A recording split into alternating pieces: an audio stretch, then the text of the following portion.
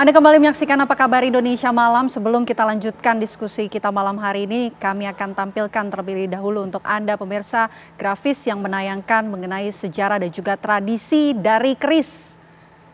Kata keris ini berasal dari bahasa Jawa kuno yang merupakan gabungan dari kata mulungker pemirsa.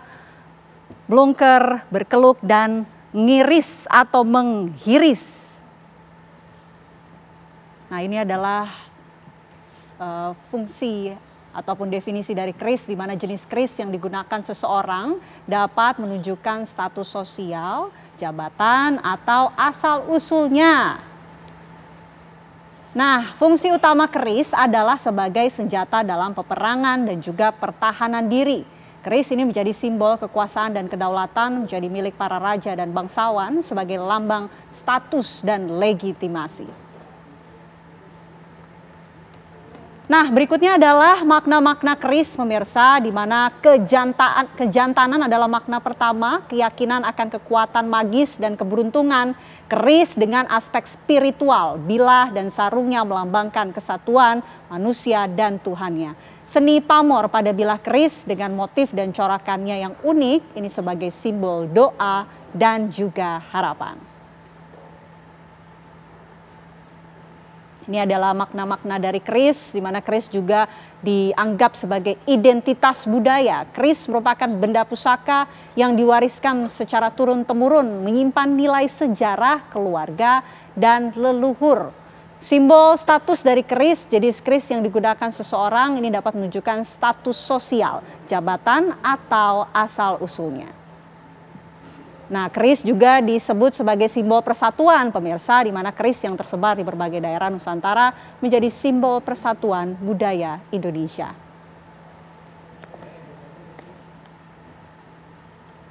Oke, kalau begitu saya mau menuju ke Prof. Kacung. Prof. Kacung mungkin menjawab pertanyaan saya tadi. Mungkin adakah perspektif berbeda begitu dari Prof. Kacung mengenai makna pemberian keris emas yang diberikan Presiden Prabowo kepada Presiden ke-7 Joko Widodo. Serta sebetulnya keris apa Prof yang diberikan oleh Presiden Prabowo kepada Pak Jokowi?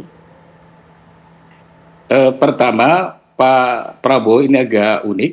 Pertama, beliau adalah produk cross culture, ya, karena orang tuanya dan ibunya itu dari dua culture yang berbeda. Kemudian waktu muda beliau juga lama di luar negeri, tetapi beliau berupaya untuk tidak tercerabut dari akar kulturalnya, terutama Jawa. Nah, beliau kayaknya banyak belajar dari kakeknya yang memang seorang bangsawan dari Jawa. Ya kan, itu walaupun beliau tidak terlalu fasih bahasa Jawa, tapi berupaya untuk memahami Jawa. Nah, karena itu menurut saya pemberian keris ya sebagai hadiah kepada Pak Jokowi ini bukan tanpa makna. Tadi secara harfiah apa itu keris sudah disebutkan. Nah, keris punya makna magis ya di Jawa. Tetapi satu hal yang ingin saya garis bawahi adalah di dalam keris itu ada pisaunya dan ada warangkanya. Di situ melambangkan ada kesatuan antara material spiritual, antara kosmos, makrokosmos dan mikrokosmos. Jadi di sini sebetulnya ada upaya untuk memberikan dan menyatakan kepada publik bahwa antara Pak Jokowi dan Pak Prabowo adalah suatu kesatuan, tidak dipisahkan. Apalagi dalam beberapa minggu terakhir seolah-olah ada kesan antara Pak Prabowo dan Pak Jokowi itu terpisahkan. Nah, ini merupakan simbol ditujukan kepada publik, kami nggak berpisah, kami bersatu. Spiritual material antara warangka dan kerisnya sendiri, itu suatu hal yang tidak dipisahkan.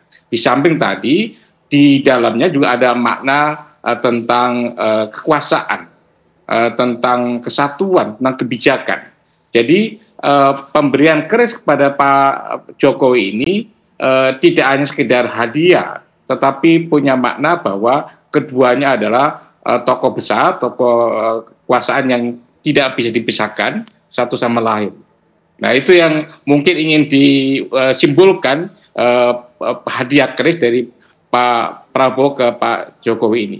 Nah, tentang kris apa saja, itu saya jujur aja nggak tahu persis. Tadi disebut itu misalnya apakah berkelok apa tidak, misalnya apakah berbentuk lurus dan tidak, ya.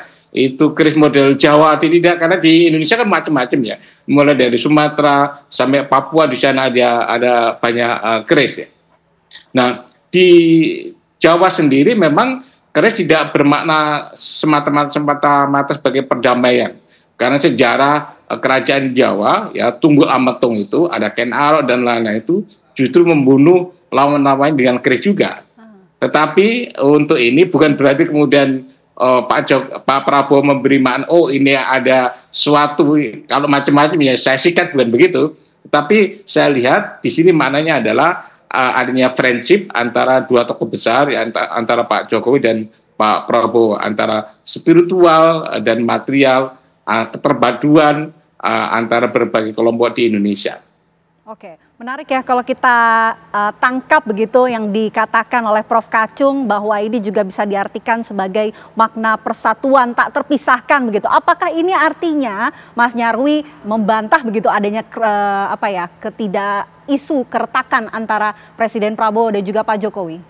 Ya, kalau bantahan itu disampaikan ya menurut saya, Vena, nggak hanya lewat simbolisasi pemberian keris. Di acara Gerindra kemarin kita melihat paling nggak ada dua event yang menonjol. Yang pertama di pidato Pak Prabowo sendiri itu kan dinyatakan tidak ada itu keretakan, kan gitu. Akrab sekali ya satu ya, sama bahkan lain. dipertegas transisi yang paling smooth itu yang terjadi gitu ya. Masa dari Pak Jokowi kepada Pak Prabowo itu jelas disampaikan ya waktu pidato Pak Prabowo. Yang kedua, sambutan dan penjelasan dari Pak Jokowi juga mempertegas itu, kan gitu. Jadi kalau keretakan tidak hanya saya kira ya kita baca tidak adanya keretakan itu pada peristiwa itu sudah kita lihat di dua peristiwa itu. Nah, soal keris tadi saya kira justru lebih kepada ya ini agak tafsir lain melengkapi apa yang disampaikan Prof. Kacung ya. Keris itu kan ada dimensi power tapi dalam arti spiritualitas gitu ya. Nah, dengan Garuda Yaksa kalau saya coba terjemahkan itu kan sebenarnya bicara soal bagaimana mengelola kuasa Indonesia ini gitu ya, itu dalam satu kepemimpinan. Nah, kepemimpinan ini kan estafet dari Pak Jokowi kepada Pak Prabowo. Pak Prabowo juga sebagai pendekar dalam tanda petik di politik Nusantara, sebagai negarawan lah kalau bahasa sekarang, kalau zaman dulu kan pendekar ya, seperti itu. Nah, itu juga punya konsep kepemimpinan yang saya kira tidak jauh-jauh amat dengan apa yang selama ini dijalankan Pak Jokowi, meskipun punya prinsip yang ada keunikan tersendiri, pasti ada seorang pemimpin itu. Nah, di situ justru saya lihat Pak Prabowo berusaha gitu ya menjalin keeratan ya dalam relasi tidak hanya personal tetapi juga sebagai sosok negarawan gitu ya dengan Pak Jokowi sebagai seniornya kalau bahasanya Mas Riza tadi ya, sebagai orang yang sudah pernah memimpin sebelumnya dan bahkan mengapresiasi aspek capaian prestasi dari kepemimpinannya. Bahkan dipertegas dalam pidato-pidato sebelumnya kan Pak Prabowo bilang kalau pemimpin semua juga pasti punya kelemahan, tapi ngapain lihat kelemahan kan gitu. Justru yang kita apresiasi kontribusinya kan gitu kira-kira. Sehingga ini yang saya lihat ini simbolisasi ya yang ditunjukkan, dan biasanya itu ada tadi Prof. Kacung kan menyebutkan aspek makrokosmos, mikrokosmos ya. Memang dalam beberapa yang pernah saya simak ya teman-teman yang suka sejarah dan budaya itu seringkali kan juga memang ada semacam keris itu ada fungsinya. Salah satunya adalah istilahnya mengelola energi dan kuasa. Dan ini kan harus dipegang leadership ini dengan cara yang tepat, dan itu juga dijalankan oleh orang-orang yang memang punya kualifikasi ya, terseleksi oleh alam. Alam dalam artian di sini termasuk alam elektoral kita kan gitu. Jadi dan Pak Jokowi juga teruji kan dalam proses pemilu berkali-kali kan gitu. Nah, Pak Prabowo juga teruji ya, pernah gagal tapi juga kemudian menang kan gitu. Nah, ini saya kira bagian dari proses simbolisasi kuasa yang dimana dua sahabat ini bertemu, dan kemudian saya kira pemberian keris ini menunjukkan koneksi sekaligus persahabatan dan juga kontinuitas. Jadi ini hanya simbolisasi saja, dan kalau kita lihat ini nggak hanya sekali Pak Prabowo memberikan pada elit, cuma ini yang paling menonjol. Kalau kita simak kan banyak ya, tadi disebut dilanjutkan sebelumnya ke Pak SBY juga, sebelumnya juga ke ada Presiden Turki juga, tapi bentuknya mungkin kris Bali atau apa itu hadiah ya.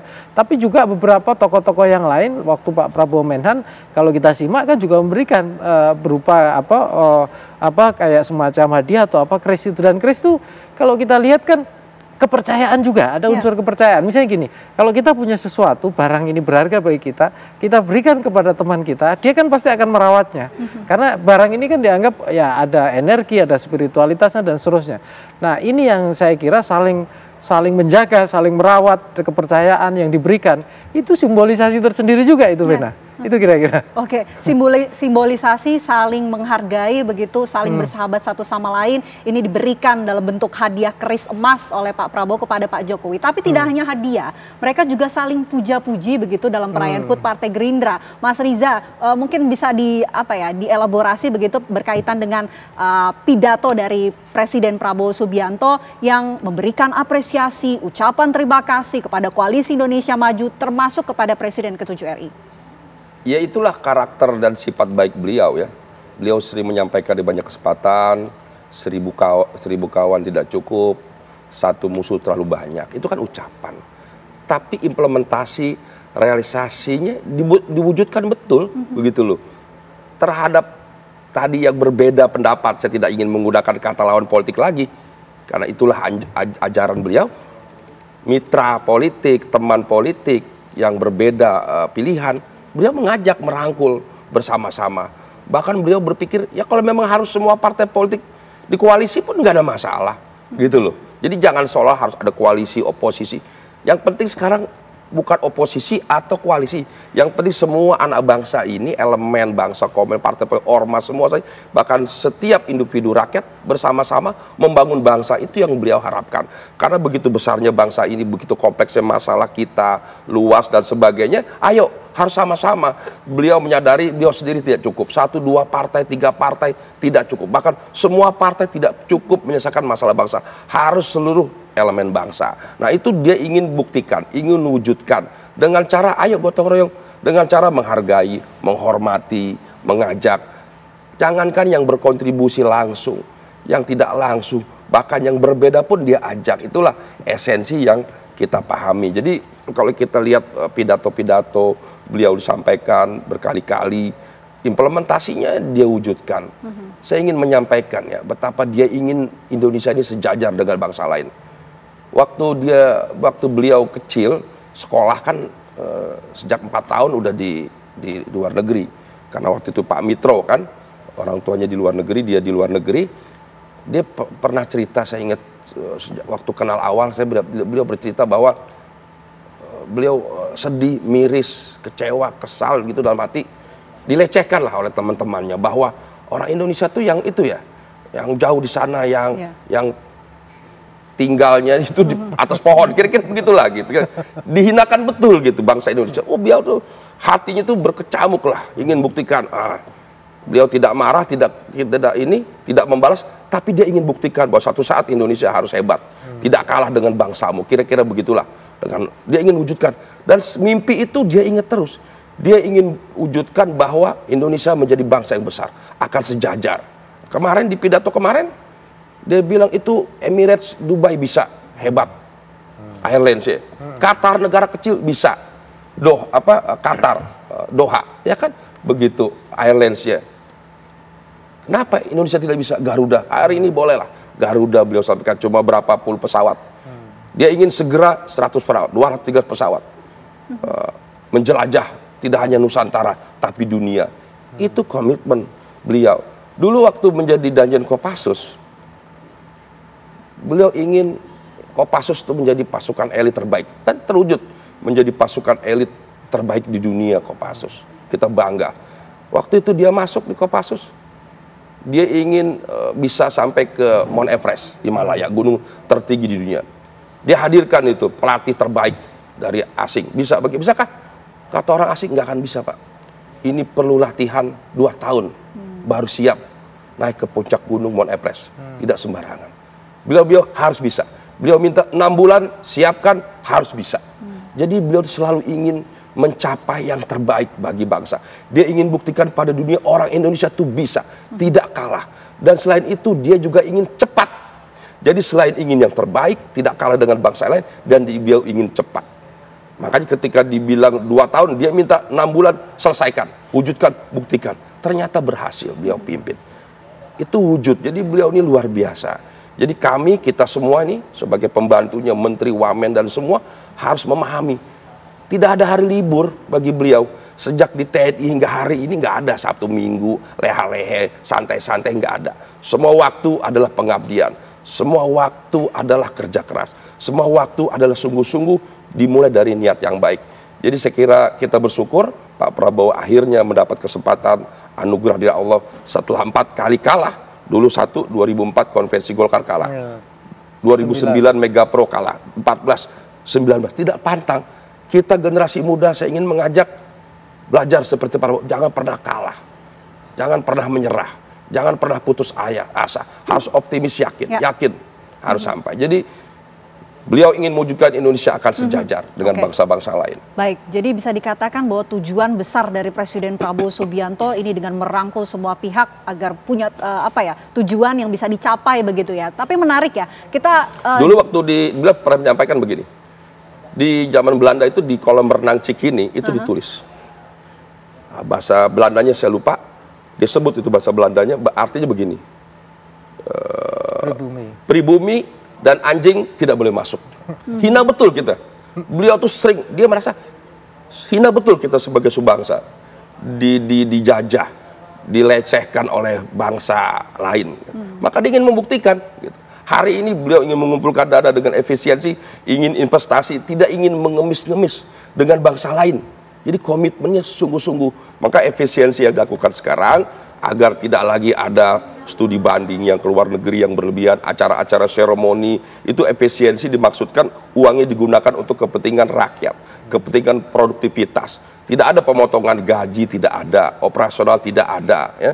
Yang ada pemotongan itu adalah kegiatan-kegiatan pekerjaan proyek yang mubazir, proyek yang tidak perlu, justru dialihkan ke proyek-proyek yang produktif. Gitu. Baik, menarik ya kita membahas begitu, mendengar cerita dari Pak Riza mengenai visi dan juga tujuan besar dari Presiden Prabowo Subianto. Tapi yang juga menarik kemarin dalam pidato Presiden Prabowo ini juga sempat menyinggung ya, transisi pemerintahan kemarin berjalan dengan mulus dan juga lancar, tentunya berkat Pak Jokowi. Mungkin Prof. Kacung bisa jawab usai jeda, kami kembali saat lagi untuk Anda.